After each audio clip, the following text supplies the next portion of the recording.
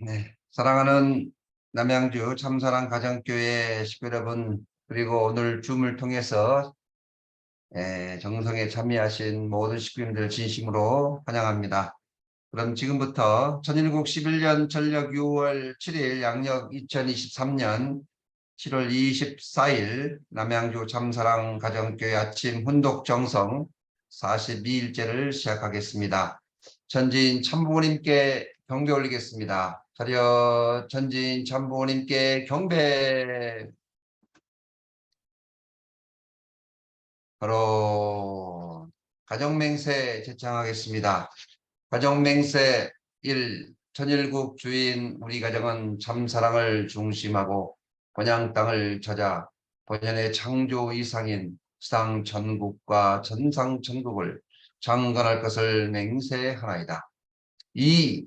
천일국 주인 우리 가정은 참사랑을 중심하고 하늘 부모님과 참부모님을 모시어 전주의 대표적 가정이 되며 중심적 가정이 되어 가정에서는 효자, 과에서는 종신, 세계에서는 성인, 전주에서는 성자의 가정의 도리를 완성할 것을 맹세하나이다. 3. 천일국 주인 우리 가정은 참사랑을 중심하고 4대 심정권과 3대 왕권과 황족권을 완성할 것을 맹세하나이다. 4.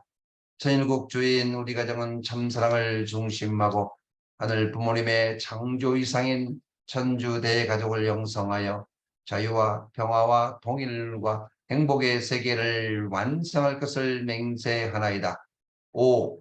천일국 주인 우리 가정은 참사랑을 중심하고 매일 주제적 전상세계와 대상적 지상세계의 통일을 향해 전진적 발전을 촉진할 것을 맹세하나이다. 6.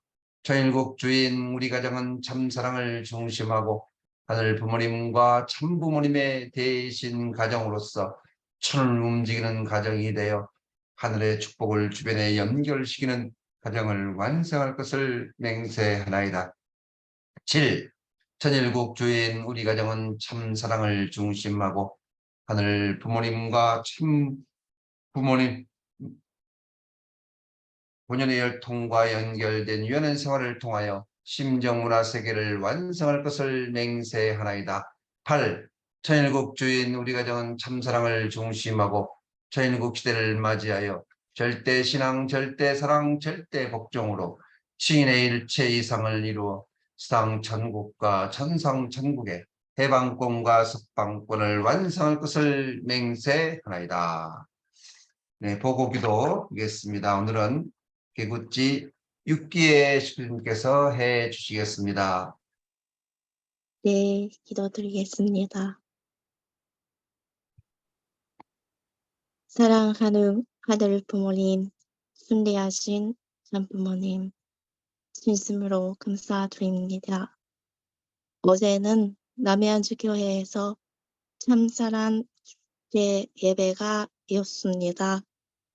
비가 오는 날이었지만 꼭 하신다는 말씀을 믿고 나아가다 보니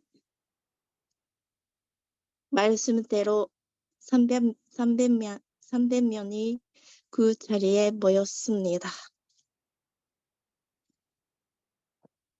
은은히 저희들을 사랑하시는 아버지, 저의 생명의 토지를 대적하기 위하여 수고하신 아버지, 참다운 아들과 딸 만나기 위한 한날의 소원으로 기나긴 세월을 참아 나오신 그 모습의 앞에 저희들 감사를 드리옵니다.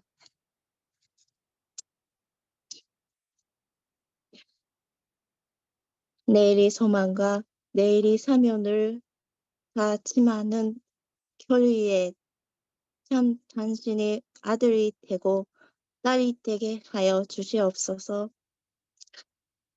이 모든 것을 축복 중심 가정 구지유기의 일무로 보고하며 알렸사옵나이다. 아주 네, 감사합니다. 네. 네, 오늘 우리 기구찌 6기에 식구님이 기도해 주신 것처럼 어제 우천에도 불구하고 우리가 목표로 세웠던 참사랑 축제 예배 300명, 어제 접수 인원이 304명입니다. 304명. 네, 우리 식구님들 정말 수고 많으셨습니다. 감사의 박수 올리겠습니다. 고맙습니다. 네, 많은 분들이 정말 수고 많으셨고요. 네, 정말 비가 오는데도 불구하고, 정말 감사한 마음을 은혜롭게 다들 참석해 주신 것 같습니다. 어제 많은 분들이 다 수고를 해 주셨습니다. 저기 강원도 정선에서 우리 나병호 장로님도 오시고, 네, 여차나 우리 저기 신도 오시고, 정말 멀리서 저 부산에서 우리 박종대 장로님도 오셨습니다. 어제 우리 재직회장님 무사히 잘 내려가셨습니까? 어제 보시고 감사 소감 한번 해 주십시오.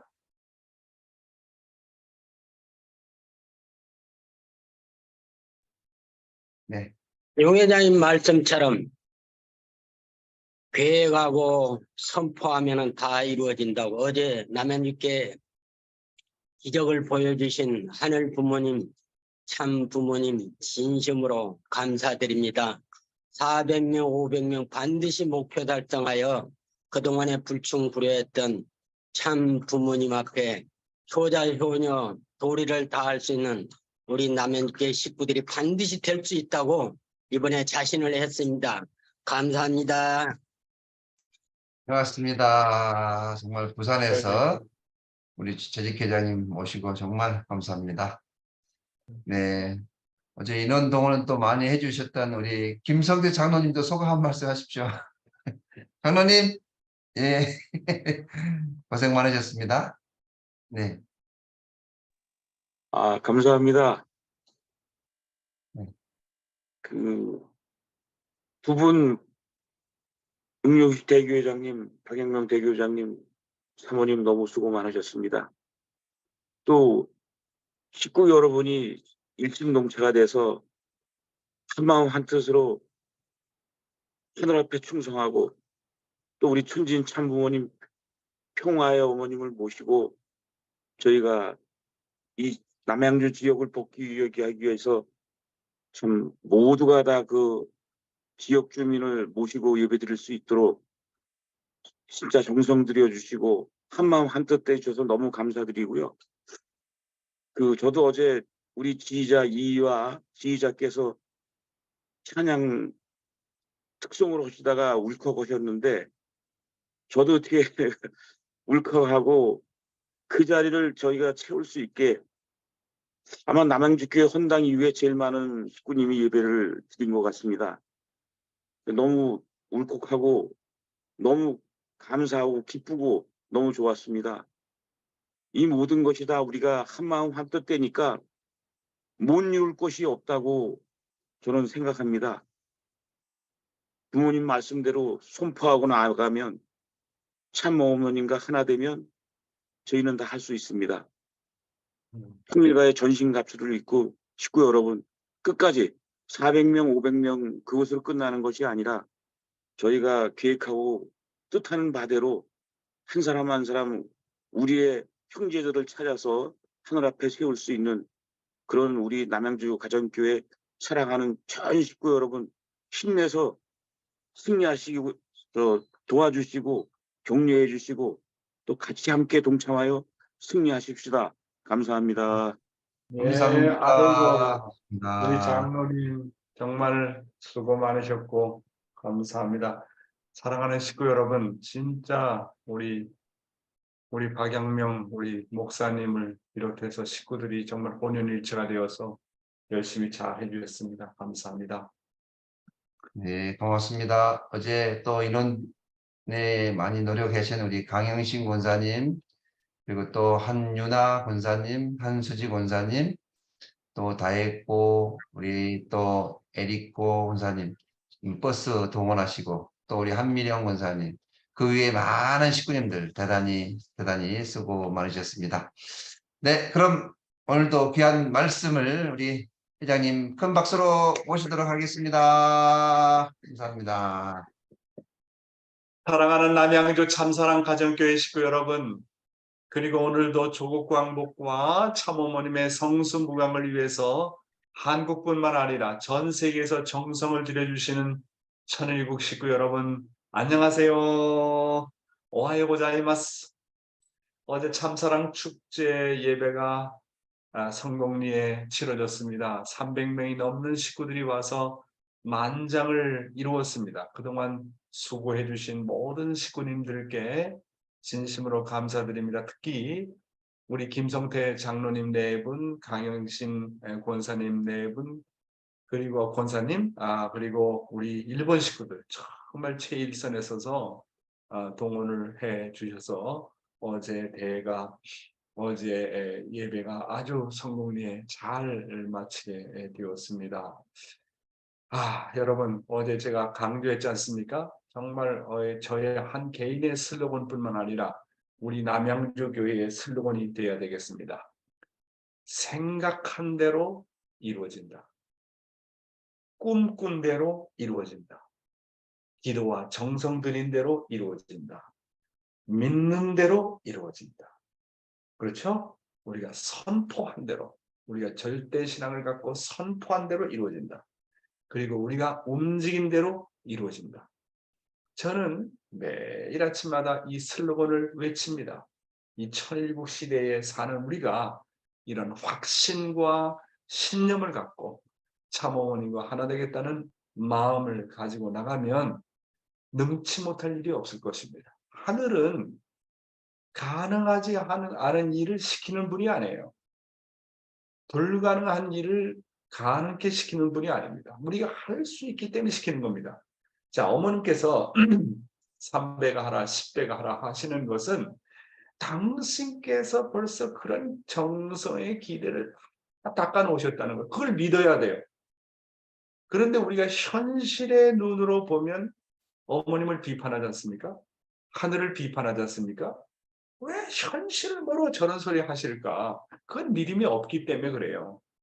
하늘은 할 수 있게끔 해놓고 하라고 하는 거예요. 할 수 없는 일을 시키는 하늘이 아닙니다. 그게 믿음입니다. 믿음. 그런 믿음을 안 가지면 자꾸 현실이 앞서고 현실이 신앙보다 큽니다. 현실을 중심 삼고 하늘을 보고 현실을 중심 삼고 어머님을 보기 때문에 자꾸 불신의 마음이 생깁니다. 여러분, 가나안 정탐에 나섰던 12명의 스파이들, 12명 중에서 10명은 불신의 보고를 했습니다. 현실적인 보고 맞습니다.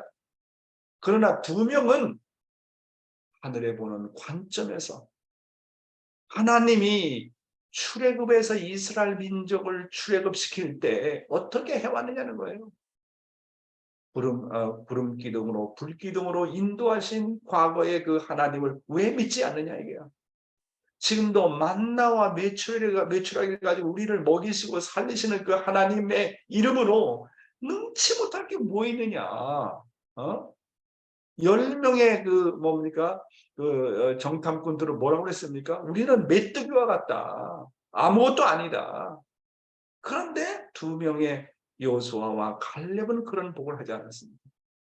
하나님의 이름으로 지금까지 함께 하신 하나님인데 그들은 아무것도 아니다. 우리들의 밥이다. 밥. 그런 신앙을 가지고 나갔을 때 그 거대한 가나안 성을 무너뜨렸던 것입니다. 여러분. 오늘 이 현실을 우리가 바라볼 때 현실 중심한 눈으로 바라보느냐, 하나님을 중심한 신앙의 눈으로 바라보느냐. 그렇지 않습니까? 사탄적인 사람은 언제나 현실을 먼저 앞세웁니다. 그러나 신앙 중심 삼은 사람은 언제나 하나님을 먼저 앞세워요. 그렇기 때문에 가능한 거예요. 인간적인 눈, 인간적인 현실을 가지고 이룰 수 있는 일은 아무것도 없어요. 그러니까 내가 현실이 앞서는 나냐? 아니면 정말 신앙이 앞서는 나냐? 신앙이 크면요 현실은 nothing, 영어로 nothing, 아무것도 아니야. 밥이다, 밥. 그렇습니다. 여러분, 이 시대의 난관을 우리가 극복해 나가는 비결은 다른 거 없어요.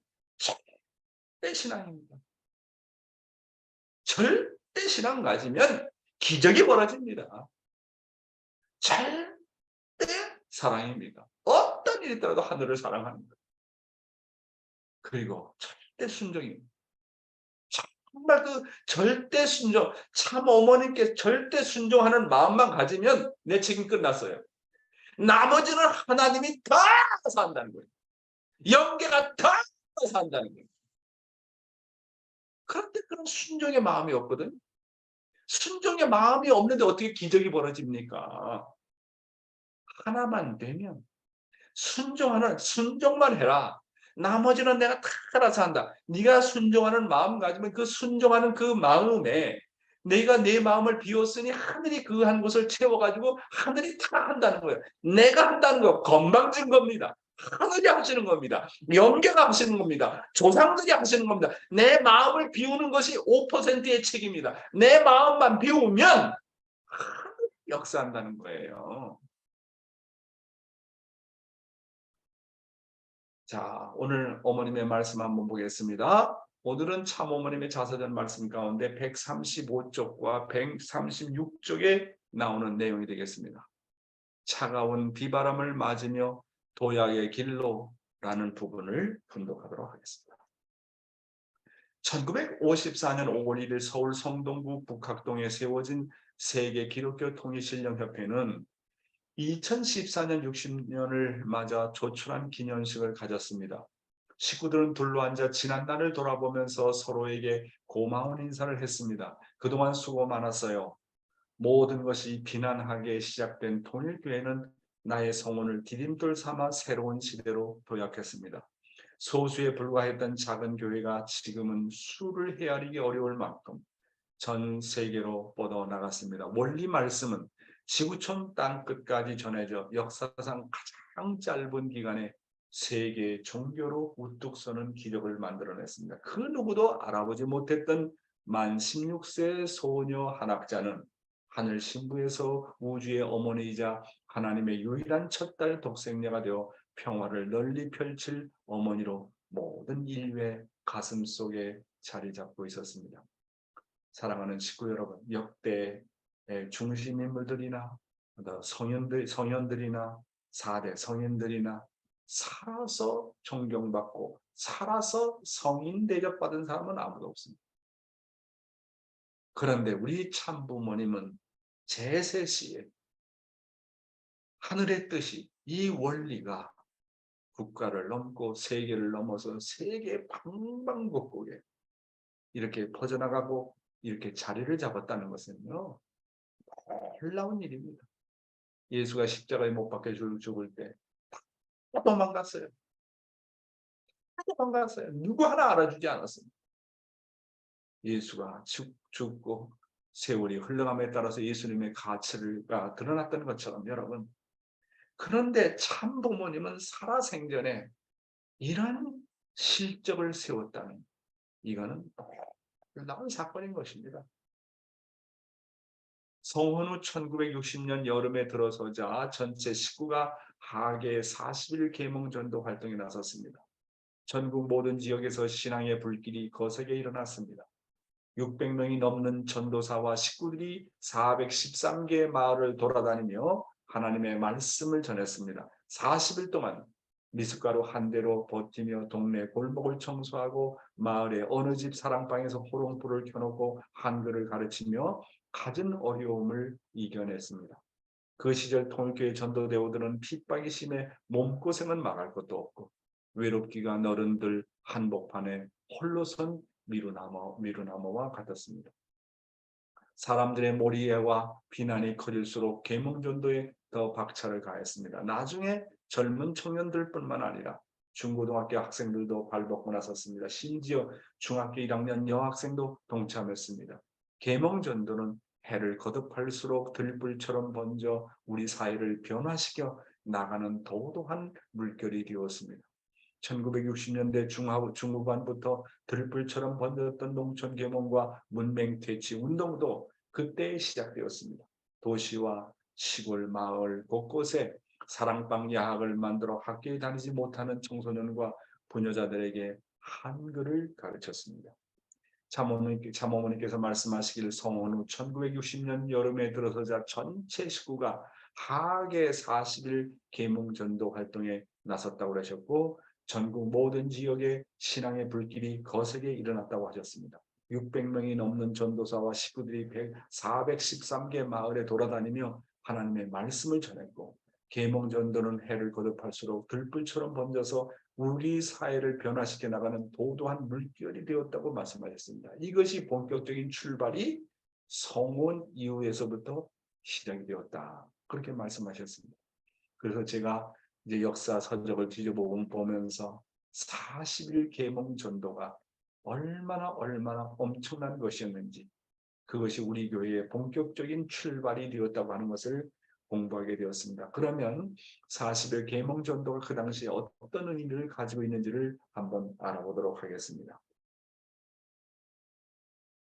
40일 계몽 전도, 통일 원리를 전파해서 인류를 계몽하기 위해 1960년부터 실시한 하계 동계 40일 전도 활동을 말합니다.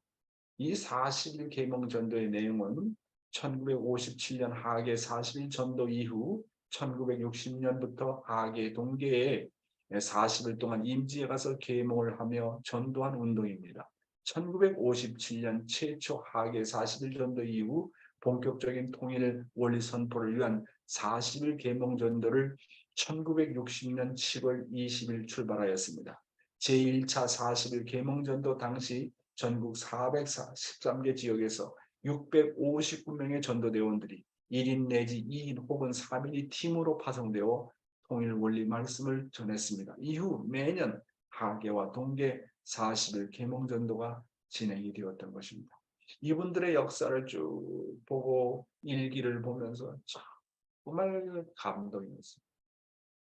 그때 당시에 그 정말로 국가도 할 수 없었던, 정부도 할 수 없었던 농촌 계몽 운동을 펼치면서 그들이 가장 필요한 요구를 충족시키면서 더불어서 우리의 원리의 말씀을 전파했기 때문에 우리의 원리 운동이 전국적으로 퍼지게 되었던 것입니다.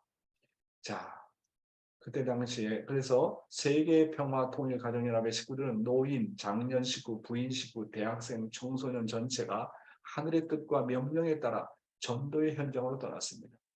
차와 아버님께서는 보리밥을 먹으며 제물이 되어야 한다고 강조하시면서 희생과 헌신으로 각 지역에서 원리 강의, 한글, 한문, 영어 교육, 지역 갱생 사업 등을 전개하도록 지도하였습니다. 40일 계몽 대원들은 계몽일기, 전도일기를 작성해서 제출하면서 전국적인 개척운동에 임했던 것입니다. 40일 계몽 전도는 폭발적인 식구 증가로 이어졌으며 세계 평화 통일 가정연합의 초창기 전도의 전통이 되었던 것입니다. 이때 당시에 참 아버님의 말씀을 한번 보도록 하겠습니다. 최초의 하계 40일 전도 파송이 1957년 7월 20일부터 8월 31일 120곳에서 240명이 파송되었습니다. 그 당시에 아버님의 말씀입니다. 1957년도를 중심 삼아가지고 벌어져 나갔습니다. 1957년은 우리의 제1차 전도 기간입니다. 이래가지고 역사는 전환시기로 들어온다 이거예요. 이것을 조종하는 전권을 하늘이 갖는다는 것입니다. 그런데 맹목적으로 하는 것이 아니라 지상적인 보조를 맞춰가지고 하는 것입니다. 40일 특별활동은 1957년 7월 20일부터 시작했어요. 통일교에서는 언제나 7월 20일을 중심 삼고 그런 것을 합니다. 이때가 학교도 방학을 하는 제일 더운 때입니다. 제일 더운 때의 뜻을 위해서 땀을 흘리면서 노력해야 됩니다. 그것이 탕감 조건을 세우는데 유용한 거예요. 탕감 조건이 크게 된다는 것입니다. 그렇기 때문에 그 기간을 택하는 거예요. 선생님이 1957년도에 120군데의 전도자를 설정해가지고 파송하면서 여러분이 3년 동안 복역한다는 입장에서 참 이 말씀 봐봐요. 3년 동안 복역한다. 그렇죠? 3년 동안 복역한다는 입장에서 거기에서 팔려가 고용소리를 한다는 입장에서 불악이면 불악이 가서 충성을 하라. 그리고 그들에게 무엇을 가르쳐 주느냐? 충성의 도리를 가르쳐 주라. 뿐만 아니라 실천해서 보여줘라. 그러면 반드시 여러분이 말하지 아니하더라도 자기들이 할 수 있는 것을 인계받겠다고 할 것이다. 너도 나도 이렇게 나올 때 여러분은 그 불악에서 완전히 자리 잡는다고 얘기했었습니다. 1957년도에 통일교가 처음으로 출발할 때는 120곳의 전도를 내보내게 되었다는 말이에요. 그때는 가는 차비, 가서 타고 갈 수 있는 차비만 주고 그 다음에는 돈을 전부 거두었어요. 옷도 2벌밖에 안 주고 내쫓았어요. 가서 미숫가루만 먹고 일해라 한 거예요. 40일 동안. 그리고 노동에서부터 해라. 얻어먹는 데서부터 시작하라 한 거예요. 사랑하는 식구요. 참 아버님께서 얼마나 비장한 각오를 가지고 전도자들을 120군데 보냈겠습니까? 복역한다는 마음을 꿔하라. 당신께서는 흥남 감옥에서 걸으셨던 그런 노정이 있었기 때문에 정말 가장 밑바닥의 자리에서부터 출발하라. 저는 이런 선배들의 일대기를 읽고 공부하면서 그분들의 고생과 수고와 희생이 있었기 때문에 오늘 통일교회가 이 정도 자리를 잡을 수가 있었다는 것입니다. 그렇기 때문에 저는 생각하면 36가정을 비롯해서 72가정을 비롯해서 어떤 선배 가정이든지 제가 얻어진 결론은 뭐냐면 무조건 존경해야 된다. 무조건 사랑해야 된다. 무조건 고개 숙여야 된다. 여러분, 상속의 법칙 중에 가장 중요한 속성이 뭔지 압니까? 상속받으려면요, 존경해야 돼요. 존경하지 않으면 상속받지 못합니다. 상속받지 못하면요, 번식을 할 수가 없습니다. 상속의 법칙은 첫째가 뭐라고요? 존경해야 된다. 존경해야 된다. 그러면 번식합니다. 그런데 우리 통일교회 문화가 선배를 무시하잖아요. 그러면요, 끝장난 거예요. 절대로 번식할 수 없어요. 상속의 법칙은 존경으로부터 시작됩니다. 그래서 선배 가정들이 가다가 좀 잘못될 수도 있죠. 그럼 후배 가정으로서 그분들이 잘못한 건 내가 다 안고 갑니다. 내가 다 품고 갑니다. 그동안 수고하신 것만도 감사합니다. 오늘의 통일교회가 이런 기반을 닦을 수 있었던 것은 선배들의 희생과 피와 땀과 눈물의 정성이 있었기 때문에 가능한 것입니다. 참사랑은요, 책임지는 거예요. 장점만 책임지는 게 아닙니다. 잘못된 것도 책임지는 겁니다. 그러면 그 사람이 상속받으려는 사람이 상속해 주려는 사람보다 낫습니다. 그런 입장이면 부모보다 자식이 나은 거예요. 상속의 두 번째 법칙은 상대가 나보다 나을 때 상속이 되어집니다. 자식이 부모보다 나으면 상속이 되어져요. 후배가 선배보다 나으면 상속이 되어집니다. 이게 상속의 법칙이거든요. 그러니까요, 여러분, 우리 통일교회에 비판하는 문화가 늘어났어요. 참, 이게 너무 아쉬운 거예요. 비판을 합니다.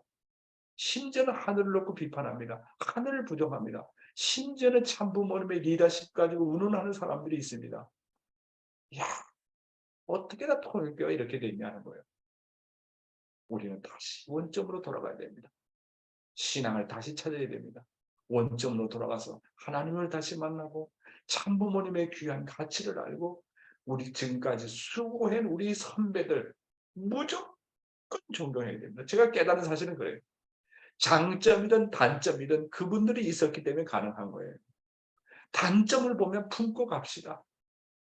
단점을 보면 내가 책임을 해서 그분이 성공했다는 입장에 세웁시다. 이게 우리 사명 아닙니까? 이런 마음을 품어야 이렇게 내가 모든 것을 책임지겠다. 내가 어떤 일들을 선배들을 내가 보호하고 가겠다. 그러면 우리 교회가 얼마나 사랑이 넘치고 얼마나 심정이 넘치는 그런 교회가 되겠습니까? 여러분, 이렇게 40일 전도파송에 참 모든 것을 다 버리고 그렇잖아요. 아기를 그냥 아무데나 맡기고 고아원에 맡기고 갔던 선배들입니다. 그런 정성을 우리는 잊어서는 안 되겠습니다. 그런 정신을 우리가 이어받아가지고 선배들보다 내가 더 고생하는 자리에 뛰어들어서 선배들 이상 하겠다는 결의와 다짐을 가지고 나가게 될 때 진정한 번식의 역사가 벌어진다고 하는 것입니다. 천일국 시대의 신앙생활, 하나님께서 나에게 감사할 수 있는 자리는 무엇인가? 라는 내용이 되겠습니다. 아버님 말씀을 먼저 보겠습니다. 나보다도 하나님께서 나에게 감사할 수 있는 자리는 무엇인가? 그러면 나보다도 하나님께서 감사할 수 있는 자리가 어떤 자리인가? 그것은 효하는 자리밖에 없습니다. 그러면 효라는 것은 어떤 것이냐? 부모가 슬퍼하는 일에 대해서 자식이 먼저 슬퍼하는 것입니다. 그때의 부모는 그 자식을 무한한 소망의 실체, 자기의 모든 생명을 대신한 가치의 존재로 세우고 싶은 것입니다. 그러면서 부모는 자식에게 감사하는 것입니다. 환경이 어려우면 어려울수록 부모는 필요 이상의 감사를 느낄 것입니다. 이런 문제를 두고 볼 때 아버지의 목전에서 어떻게 하면 아버지가 우리에게 감사할 수 있느냐를 생각해야 됩니다. 그런 나 자신이 되었느냐 하는 것이 중요한 문제입니다. 그렇습니다. 나보다도 하나님께 감사할 수 있는 자리가 뭐냐 하는 거예요. 하나님께서 나에게 감사할 수 있는 자리가 뭐냐. 아버님은 뭐라 했습니까? 하나님께서 나에게 감사할 수 있는 자리는 내가 하나님께 효하는 자리밖에 없다고 했습니다. 부모가 나에게 감사할 수 있는 자리는 내가 부모를 효도로서, 효성으로서, 효종으로서 감동시키는 자리입니다. 그럼 그 자리는 어떤 자리냐? 나의 죽음의 한계를 넘어서 부모까지 유하겠다고 하는 자리에 됩니다.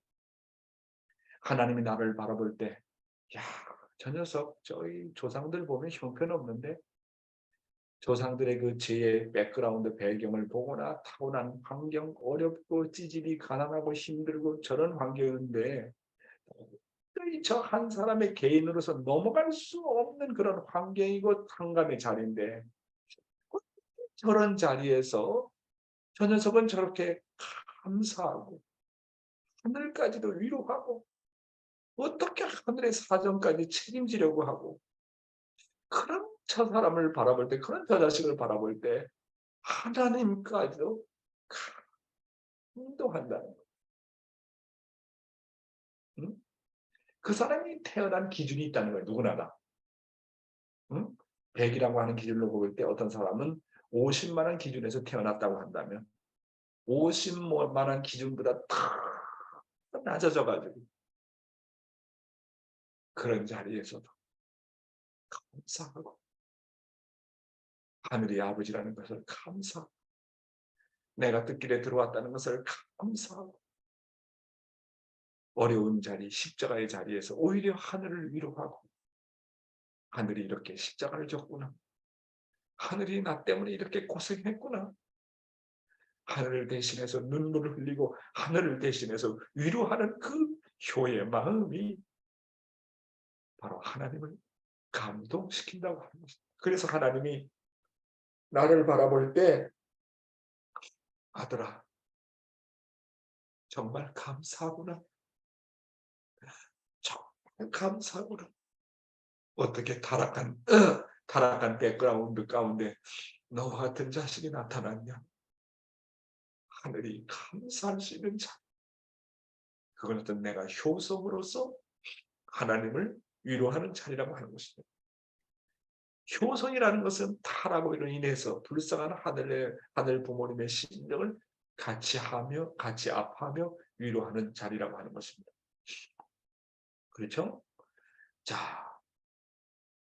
하나님을 위해서 내가 어떻게 하면 잊을래야 잊을 수 없는 감동을 만들 것이며 하는 것입니다.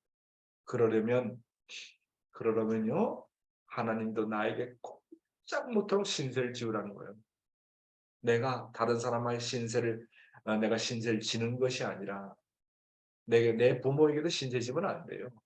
내 자식들에게도 신세 지우면 안 되고 내 남편과 아내에게도 신세 지운다 생각하면 신세를 진다 생각하면 안 돼요.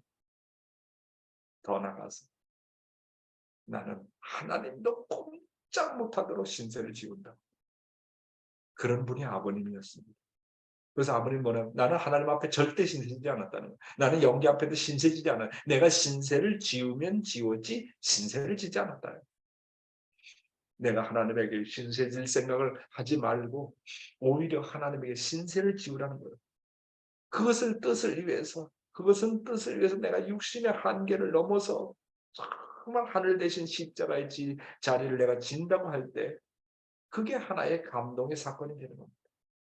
하나님이 나를 바라볼 때 내 일생 기간을 하나님께서 쭉 이렇게 바라보면서 과연 나는 하나님이 나를 바라볼 때 잊을 수 없는 사건이 얼마나 있었는가. 하나님도 나를 바라볼 때 깜짝 놀랄 수밖에 없는 사건을 만들어야 돼요. 역대 중심 인물들은 하나님도 깜짝 놀랄 수밖에 없는 사건을 만들었던 사람들이 중심 인물들입니다. 자, 아브라함 보십시오. 아브라함이 제물 드리는데 실패해가지고 결국은 보다 큰 탕감 조건으로서 이삭을 번제로 드릴 때 진짜 모리아 산에서 이삭을 갖다가 밧줄로 꽁꽁 묶어가지고 제단 위에 제단 위에 놓고 진짜 칼을 들어 죽이려고 했거든요. 진짜 100세 만에 얻은 자식을 죽이려고 했거든요. 그때 하나님도 깜짝 놀란 거예요. 아브라함이 진짜 칼로 이삭을 죽이려 했을 때 하나님이 얼마나 다급했으면 성경에 보면 아브라함 천천히 아브라함 했겠습니까? 아브라함아 그럼 벌써 죽었죠. 얼마나 다급했으면 아브라함 그 아들에게 손대지 말아라. 하나님도 깜짝 놀랐다는 거예요. 그래서 하나님이 나를 바라볼 때 하나님 자신도 깜짝 놀랄 수밖에 없는 잊을 수 없는 사건을 만들어라 이거예요. 아브라함이 그런 사람이었습니다. 노아 보세요. 저거 가다가 실패하지 않겠나. 120년간을 하루도 빠짐없이 온매 불망 일편단심 하나님의 뜻을 이루겠다고 120년간. 이야, 그 사건을 놓고 하나님도 깜짝 놀랐다는 거 아닙니까? 그렇죠? 여러분,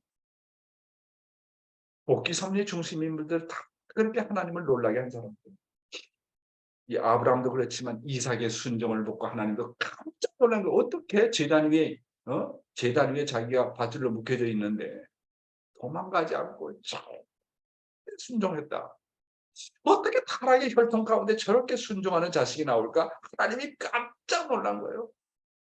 야곱이 생명을 걸고 천사와 싸운 거라든지 모세가 2번 40일 금식한 거라든지 예수가 십자가 못 박혀 죽어가는 자리에서도 불평하지 않고 인류를 위해서 복을 빌고 이스라엘을 위해서 복을 빌고 원수를 향해서 용서를 한다. 하나님도 깜짝 놀라서 뭐라고 그랬습니까? 뭐라고 그러셨겠습니까? 과연 내 아들이로소이다. 그 하나님께 신세 지우는 거예요. 하나님도 깜짝 놀랄 수밖에 없는 사건을 만드는 거예요. 우리가 비록 타락한 인간이고 타락한 혈통이지만 누구나 다 중심 인물들은 누구나 다 그렇게 하나님을 깜짝 놀래킬 수 있는 사건을 만들 수 있다는 겁니다. 더 나아가서 하나님뿐만 아니라 잊을 수 없는 감동을 어떻게 상대방에게 심을 것이냐. 그것은 다른 길이 없고 주고 위하고 주고 위하고 희생하는 자리밖에 없다고 하는 것입니다. 그리고 우리는 정말 한 식구 한 식구를 대하면서 어떻게 잊을 수 없는 감동을 줄 것인가. 하늘 앞에도 그런 실적을 남겨야 되겠지만 우리는 현실에서 식구와의 관계, 가인과의 아벨과의 관계가 대단히 중요합니다. 목회자가 특별히 한 식구를 대하면서 어떻게 나 저 목사님 잊을 수 없어. 나 평생 잊을 수 없어. 내가 정말 이혼하려고 정말 몸부림칠 때 달려와서 1시간, 2시간 상담해줘가지고 그 식구가 이혼하려는 걸 멈췄답니다. 그 사건이 얼마나 귀한 사건입니까? 상대에게 눈물 흘릴 수 있는, 감동해서 눈물 흘릴 수 있는 사건들을 많이 만들어놔요. 그래서 상대가 나에게 경배할 수 있도록 참 사랑을 가지고 자연 굴복시켜야 됩니다. 그런 사람을 보면 하나님께서 나에게 뭐라 해요? 감사하다. 어머님이 조항조의 노래 뭐예요? 고맙소 잘 부르시지 않습니까? 고맙소. 참 하늘이 나를 바라볼 때 고맙다. 아버님이 나를 바라볼 때 고맙다. 어려운 한때 정말 어머니를 중심 삼고 그렇게 열심히 해줬구나. 고맙다. 잊을 수 없는 감동은 상대가 가장 어려운 자리. 그렇죠? 상대가 가장 어려운 자리, 상대가 눈물 흘리는 자리, 상대가 가장 외로운 자리, 상대가 가장 고통받는 자리에서 내가 도움을 줄 때 잊을 수 없습니다. 잊을 수 없는 감동은 내가 가장 그렇게 어렵고 힘든 자리에서 있게 되는 것입니다. 여러분, 여러분이 영계 갔을 때 하나님과 참부모님이 여러분에 대한 반응이 어느 정도인가 한번 생각해 보세요. 그냥 수고했다, 그냥 고맙다로 끝나는 거냐?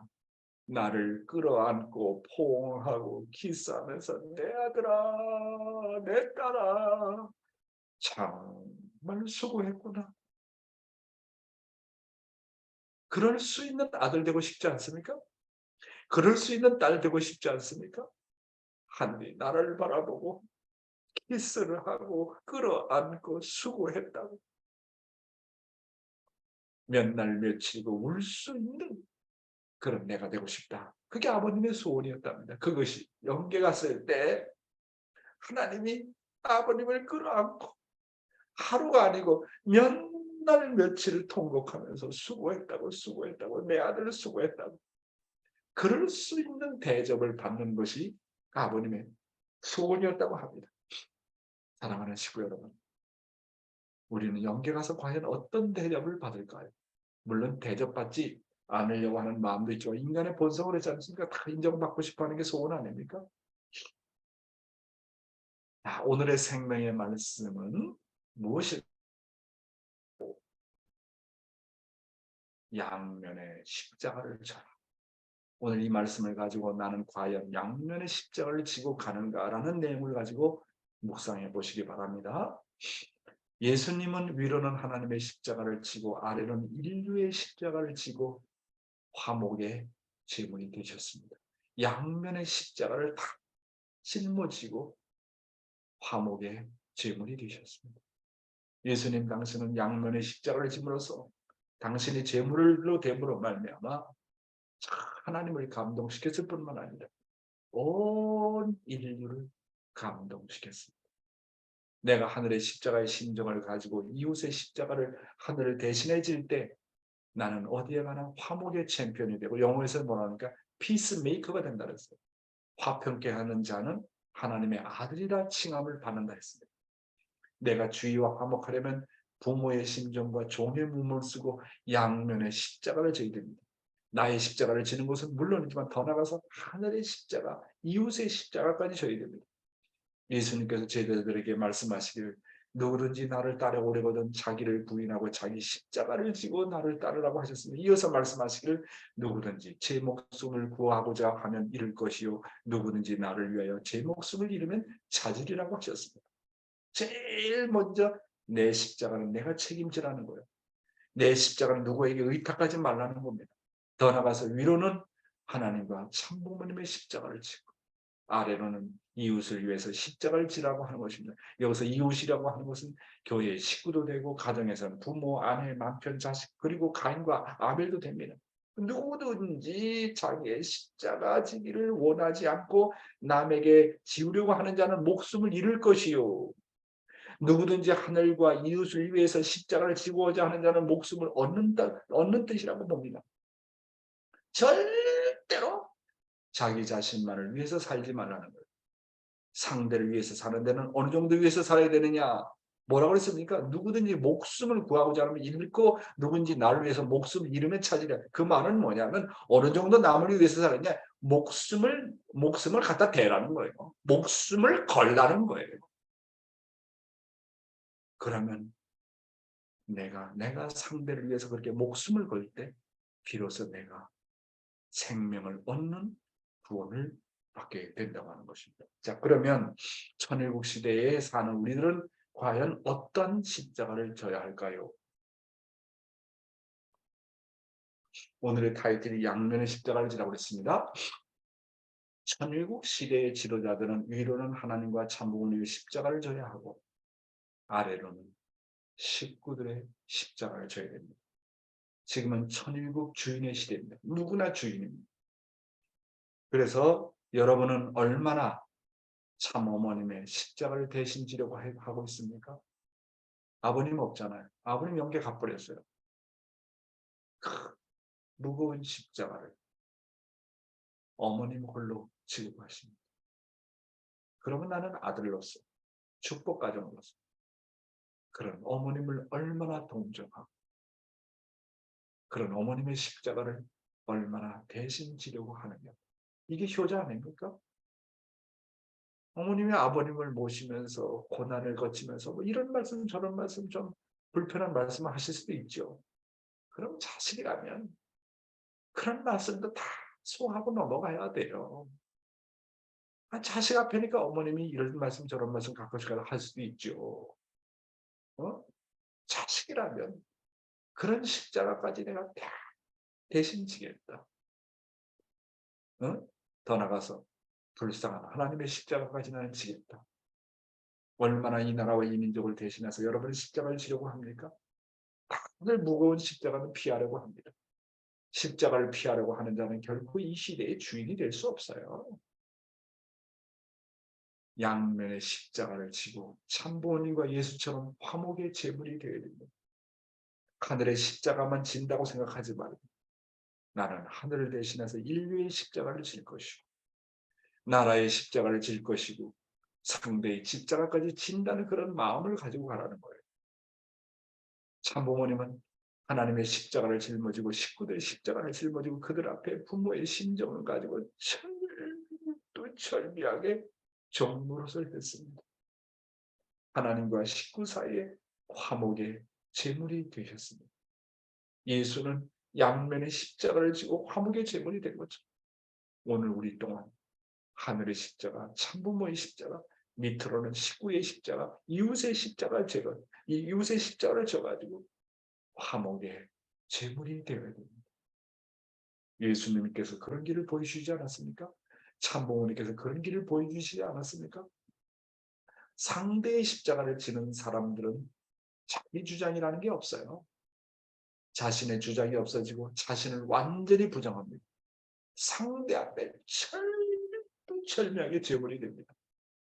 이런 제물의 정신을 가져야지만이 어떠한 상황에서도 화목의 자리를 만들어낼 수 있어요. 집안에서 왜 화목이 안 되느냐? 남편과 아내 사이에 왜 화목이 안 되느냐?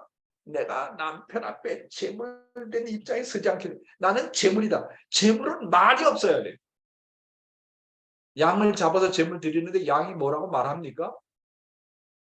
제물은 말이 없어요. 자기라는 게 없어요. 불만 불평이라는 게 없어요. 순종이요. 그 나이가 그런 제물의 정신을 가지고 갈 때만이 화목이 될 수 있다는 거예요. 남편이 신앙을 몰라, 원리를 몰라, 어쩌고 저쩌고. 자기가 제물의 정신만 가지면 예수가 제물 됐을 때 어떻게 했습니까? 그 제자들이 다 돌아왔어요. 십자가에 못 박히면서도 예수를 닮겠다고 나갔어요. 이게 예수의 제물의 정신 아닙니까? 그러니까 우리가 가정에서 그렇게 재물 되겠다. 남편 앞에 나는 재물 되겠다. 아내 앞에 재물 되겠다. 부모 앞에 재물 되겠다. 자식 앞에 재물 되겠다. 그런 부모의 마음을 갖고 나는 나가겠다. 그게 화목할 수 있는 비결 아닙니까? 나로 말미암아 수많은 사람들이 하나님과 참 부모님을 알게 하고 화목하게 해야 됩니다. 그러려면 말씀을 주고 말씀을 실천한 삶을 보여주고 그들의 십자가를 대신 지겠다고 하는, 그래서 재물 되겠다고 하는 그런 마음이 필요한 것입니다. 내가 양면의 십자가를 지면 많은 사람들이 주위에 모여듭니다. 하늘의 십자가, 참부모의 십자가를 내가 대신 지고 부모의 심정과 종의 몸을 가지고 이웃의 십자가를 지려고 하는 마음을 가지면 내 주위에 사람들이 모여들어요. 마치 빛을 찾아 곤충이 모여들듯이, 그리고 철이 자석에 끌리는 것처럼 모여듭니다. 십자가를 안 지겠다고 하니까 사람들이 안 모여들지. 참부모님은 가정 방문을 하지 않아도 영계가 동원이 되어서 많은 식구들이 참부모님을 찾아왔지 않습니까? 양면의 십자가를 지면 영계가 반드시 동원이 됩니다. 모두가 계시를 받고 찾아옵니다. 오늘 우리 천일국 시대의 교회는 이런 교회가 되어야 됩니다. 영계가 전도하고 영계가 사람들을 빛이 있는 곳으로 보내는 교회가 되어야 됩니다. 영계가 감동해서, 하늘이 감동해서. 그래서 전도하려면 어떻게 하라 했어요? 제일 먼저 하나님을 전도하라. 영계를 전도하라는 거예요. 하나님을 전도하고 영계를 전도하라는 말은 하나님과 영계를 감동만 시켜봐라. 그럼 영계가 다 사람을 못 알아줍니다. 영계를 감동시킬 생각 안 하고 하나님을 감동시킬 생각하지 않고 인간적으로 하니까 안 되는 거 아닙니까? 그러니까 전도는 먼저 하나님을 전도하는 겁니다. 영계를 먼저 전도해 감동을 시켜봐라. 이게.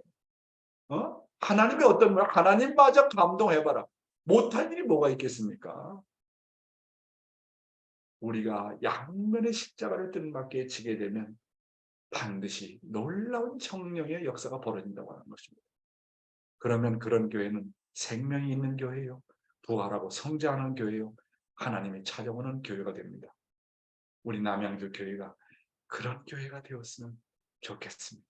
그래서 우리가 이렇게 새벽 정성을 드리면서 조국 광보를 향해서 부르짖고 한마음 한뜻이 될 때 400명이 아니라 500명이 아니라 수많은 백성을 우리가 안고 추게 되고, 수많은 사람들이 정말로 벌레가 빛을 쫓아 다니는 것처럼 수많은 사람들이 몰려오는 그런 한때가 오지 않겠나, 그렇게 생각하는 것입니다. 감사합니다.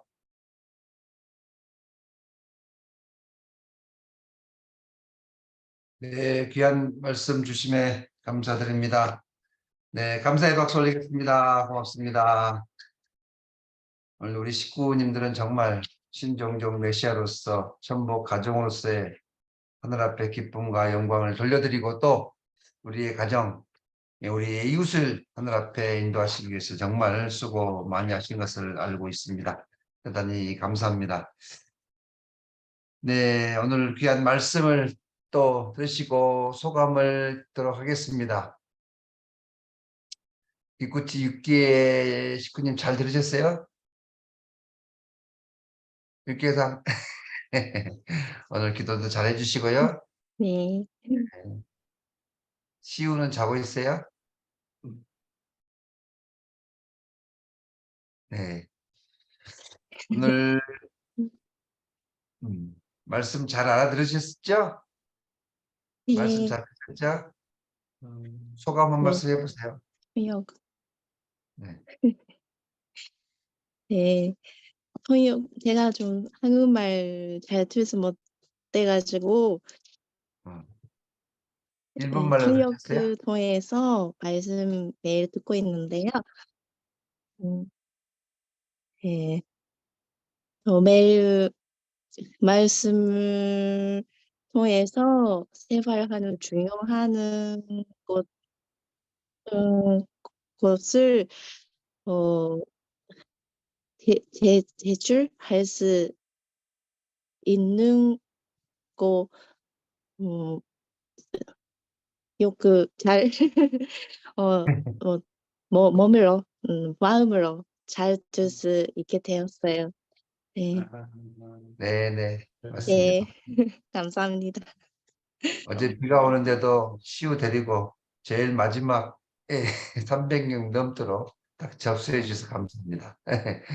네, 자, 오늘 우리 제주도로 한번 가봅시다. 제주도 우리 김동기 장로님.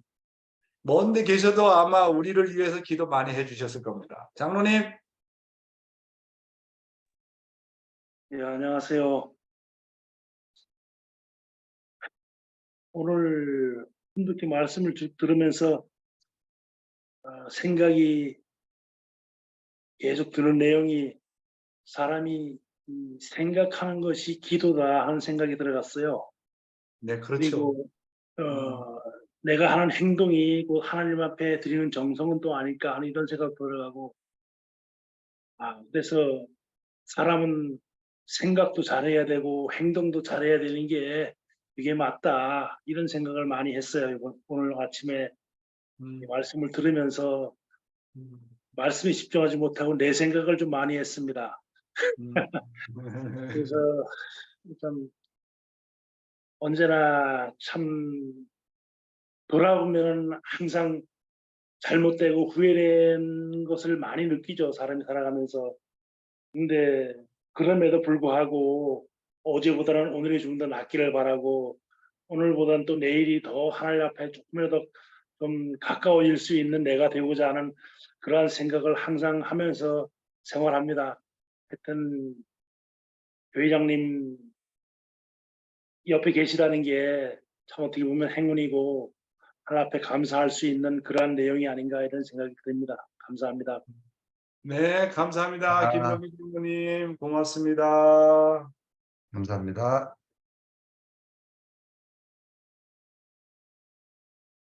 또 한 분, 예, 네, 누구 할까요? 우리 이세 가운데 한번 들어볼까? 네, 이야, 우리 경미한테 경미, 우리 사랑하는 경미. 아이고, 고등학교 2학년인가 3학년인가? 3학년이요. 3학년이. 그래, 경미 한번 얘기해 보세요. 저는 이제 상속의 법칙 중에서 존경을 해야 번식이 일어나고 상대가 나보다 나을 때 상속이 된다는 말이 저 인상적이었습니다. 그래서 비판하는 문화도 있으면 안 된다고 하셔가지고 뭔가 그동안 현실적인 기준에서 뭔가 따지는 것도 많았고 뭔가 판단하는 것도 많았었는데 좀 더 상대를 존경하고 좀 부족한 부분은 제가 보완하겠다는 마음으로 그렇게 그래. 살아가려고 생각했습니다. 아이고, 우리 경미 잘했다. 고마워요. 네, 감사합니다. 네, 오늘 광고를 드리겠습니다. 이제 내일 산수원 국회 천원단지 순례 및 일일 세미나가 있고요. 그리고 7월 31일부터 8월 2일까지 청년 대학생들 용평 리조트에서 2박 3일 또 워크숍이 있습니다. 우리 남양주 교회를 중심으로 해서 지금 계획을 하고 있습니다. 네, 우리 부모님들, 우리 청년 대학생들에게 많이 참여할 수 있도록 해주시기를 부탁을 드리겠습니다. 예, 그래서 지금 덧붙여서 말씀드리는데 지금 박 목사님께서 말씀하셨는데 그래서 2박 3일 동안 결정을 했고요. 우리 2세들 가운데 좀 거리가 있는 식구들 다른 곳에도 마찬가지입니다. 벌써 예약을 다 했습니다. 강의는 저와 우리 박영명 목사 두 사람이 합니다. 그래가지고 2박 3일 동안 주로 이제 우리 2세들 그다음에 청년들을 중심으로 하니까 그 기간 날짜를 잘 보시고 지금서부터 이제 신청하는 분은 우리 김효석 YSP 교회장님께 부탁을 드리겠습니다. 승례도 조인하면 좋겠구만. 승례도. 그리고 동력이도 그렇고 다 경미도 그렇고 하여튼 그래서 그 기간이 정말 은혜 있고 정말 좋은 시간이 되었으면 좋겠습니다. 네, 감사합니다. 잠깐 기도하고 마치도록 하겠습니다.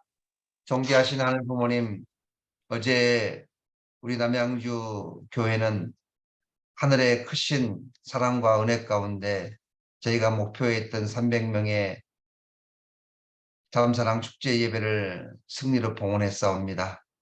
부족하지만 우리 식구님들이 참 부모님을 모시고자 하시는 그런 간절한 심정이 얼마나 크신가 하는 것을 다시 한번 깨닫게 되옵니다. 참 부모님을 남양주 교회에 반드시 모시겠다는 그런 마음가짐으로 내 이웃과 친척 그리고 사랑하는 형제 자매들 그리고 사랑하는 남편과 사랑하는 아내들을 모시고 예배에 참석하는 그 기쁜 얼굴이 얼마나 보기 좋았는지 모르겠사옵니다. 비가 오는데도 저희들이 목표했던 그 목표를 채울 수 있었다는 것이 그동안 저희의 이 아침 정성의 그 기대가 하늘 앞에 상달되었다 생각이 되옵니다. 이제 2차 40일 또 이 정성의 토대로 인해서 저희들이 계획했던 2차 또 잠사랑 축제 예배를 통해서 참 부모님을 모실 수 있는 그런 기반을 반드시 승리로 봉헌할 수 있도록 하늘 부모님 함께하여 주시옵소서. 한 주일이 출발하는 월요일입니다. 우리 모든 식구님들 건강을 지켜주시고 또 계획했던 모든 내용들이 큰 승리를 거둘 수 있도록 하늘 부모님 친히 함께하여 주시옵소서. 참 부모님 옥체 강령 만수무강을 키워놓으면서 축복 중심가정 박양명의 이름으로 보고하며 아뢰사옵나이다. 아주 감사합니다. 감사합니다. 하마사카상 일본 하마사카상 감사합니다. 홍순애 권사님 이와타상 모기상 간다상 감사합니다. 윤순영 권사님 사랑합니다. 감사합니다. 300명 승리 축하드립니다. 감사합니다. 감사합니다. 네, 여러분들 모두 감사합니다. Dr. Young, thank you so much. 고맙습니다. Thank 네, you, everyone. everyone. Thank you very, very much. 네, Thank 감사합니다. you, everyone. 감사합니다. 수고하셨습니다. 사와디캅, 코쿤캅.